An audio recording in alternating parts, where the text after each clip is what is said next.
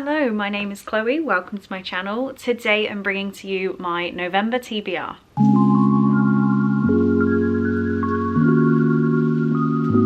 Why is my head so shiny today? I'm not quite sure. Anyway, today it is time for my November TBR. I am taking a break from what should be the most stringent, like time stringent, is that even a word? My brain is confused. I should be studying, but it is obviously essential that I tell you what I'm reading in November, because by the time I finish studying, we'll be like 10 days into November. So I need to tell you my plans before we get to that point. There are a few books I have to read. I always started off these TBRs for the past couple months to say that I'd be studying, so blah, blah, blah. My exams are the 7th, 8th and 9th of November. So following the 9th, I'm going to be reading as much as physically possible.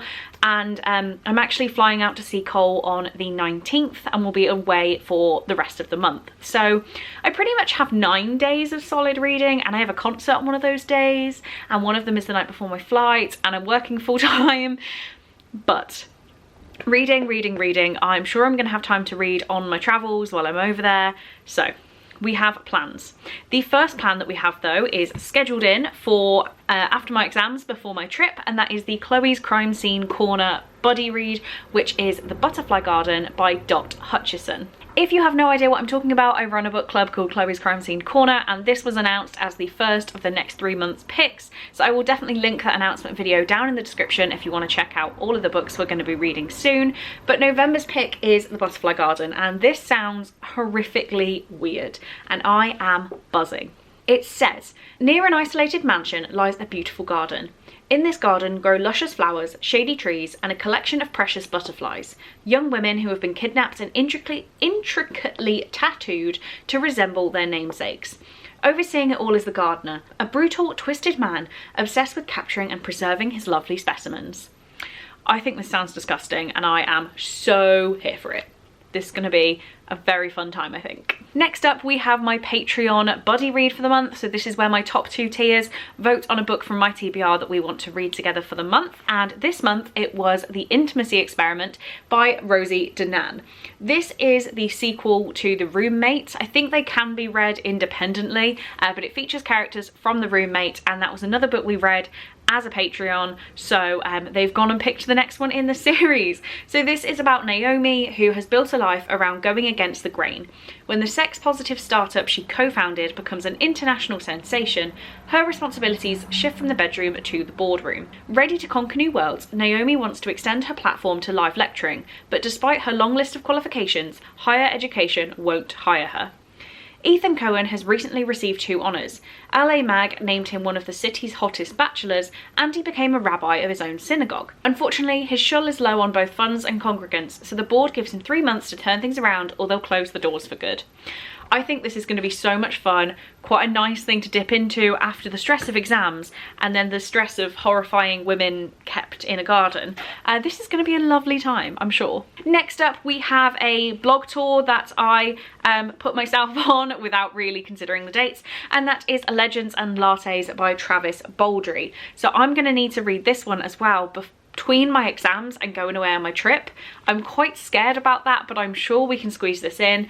I don't want to read the blurb out again because I seem to read it out every single time I hold it up, but it's high fantasy, low stakes with a double shot of coffee, and I believe this was originally self-published, and then it's coming out as this published book with Tor Books on the 10th of November. So there's going to be events running with the publisher Tor. I have my hands on this book, so I definitely need to get into it and read it, but I will be hoping to do that in that 1 week where I have some free time. Next up, we have the Patreon TBR jar, and I am happy to announce that with like 10 days left of this month, I am cracking on with this month's book, and apart from another one I'm going to talk about, I have completely caught up with my TBR. So it is time to pick a new one from the jar. These are all of my the two top tiers of my Patreon can choose a book from my TBR that they would like me to read. So I'm just going to go straight in at the bottom with this one, which, oh, I'm so scared because there's some very different books in here.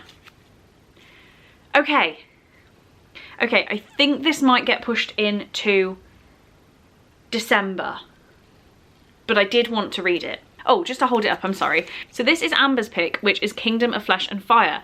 And I said when this came out, I was going to quickly refold it back up, put it back in the jar and grab another book to read. It will make sense in a minute. Okay, so Kingdom of Flesh and Fire is the sequel to From Blood and Ash by Jennifer L. Armentrout. And I have read this book before, but it was, have I put a note in here? It was November 2021, which I know isn't that long ago, but I listened to the audiobook and I cannot remember anything about this. Obviously I remember like names. Her name's Poppy. It's pretty much it, to be honest. And I really got through the audio quite quickly. So what I wanted to do was physically read it and annotate it because, you know, it's such a joy to hold. I want to like really break into this and read it. So I'm going to be picking up From Blood and Ash, and then when I pick that out of the jar again, I will actually read the sequel. But I didn't want to put 2 of these on my TBR, seeing as this is literally over 600 pages. This is a book about Poppy, who is a maiden chosen from birth to usher in a new era. Poppy's life has never been her own. The life of a maiden is solitary, never to be touched, never to be looked upon, never to be spoken to, never to experience pleasure. Waiting for the day of her ascension, she would rather be with the guards, fighting back the evil that took her family, than preparing to be found worthy by the gods. But the choice has never been hers. And I did really enjoy it. I think I gave it 5 stars, if not 4.5. And I really want to read it again. So that's what I'm going to do. Okay, the only other book I have to read, I say only, and then I'm going to hold up 2. By the Angel Along, as hosted by Becca from the Becca Fowl. I am hoping to be back on track, but I might be a little bit behind. The book for November is Tales from the Shadowhunter Academy by Cassandra Clare and a whole bunch of authors.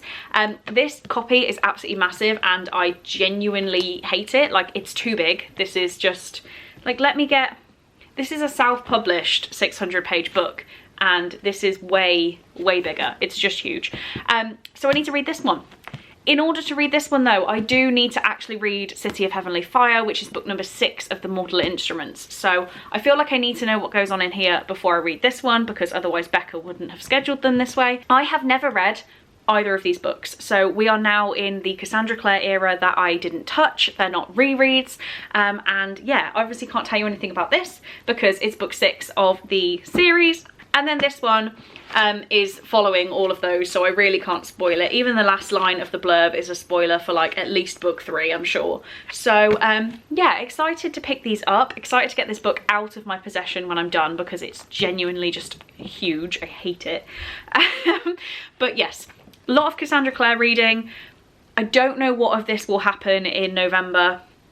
It may be pushed to December, but there is no By the Angel Along book in December. So if this one, for example, gets pushed to December, it's really not the end of the world.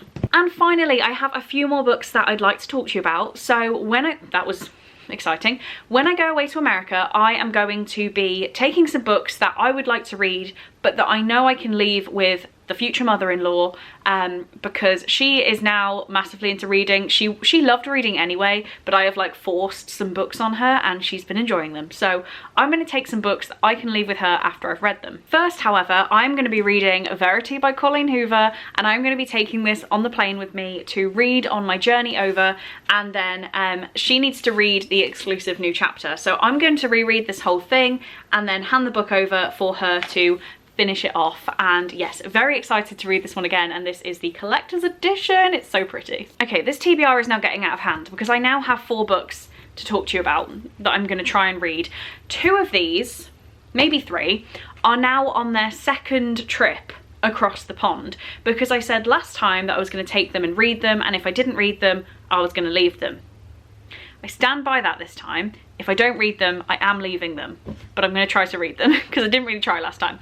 The first one is The Taking of Annie Thorne by CJ Tudor. I have taken this over with me twice. I've nearly unhauled it once, and this is my final go at reading it. So this says, one night my little sister went missing. There were searches, appeals, everyone thought the worst. And then miraculously, she came back. She couldn't or wouldn't say what happened, but she wasn't the same afterwards. She wasn't my Annie. Sometimes my own little sister scared me to death.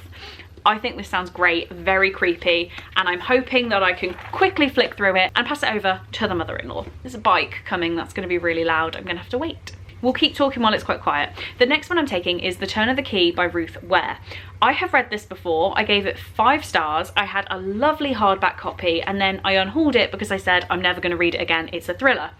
I then found this one in a charity shop for 50p and I could not remember the twist at the end. So people talk about the book and they talk about their feelings on the ending and I can't remember the ending. So when I found it for 50p, I grabbed it again and I think she will really like this one. So I will hope to speed through this and throw it her way. Same reason, we have Watching You by Lisa Jewell. This one is definitely on its second trip across the pond. I literally carried this to the south of the state as well because I took it on her little trip away and I genuinely got about 2 pages in, if that. I don't think I opened it.